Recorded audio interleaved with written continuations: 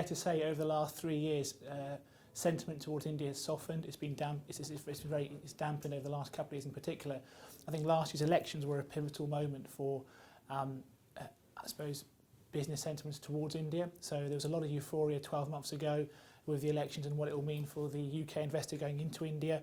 And kind of what does that actually mean? And it's pretty fair to say the first 6 months post-elections have been kind of jostling for position, understanding what are some of the changes, what's going to actually happen. And we've seen momentum's definitely shifted, it's going into a positive way, but there's a long way to go still. So a lot of those reforms that are coming into play, what do they actually mean for a UK investor? What do they mean for a global investor coming into India? So I think for me, it's a very much a work in progress, and we're seeing that and how it's going to kind of come into play there. So I think some great talk, but we need to see more action on the ground and some more of those reforms actually happening. So I'll give them a 2.5 out of 5 at the moment.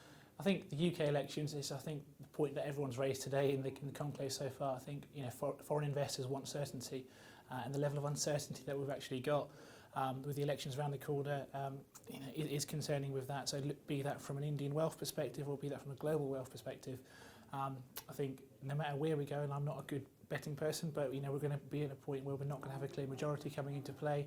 So that in itself gives further uncertainty. So I think it's going to be a tough 12 to 18 months from that perspective, but we'll have to take things from there.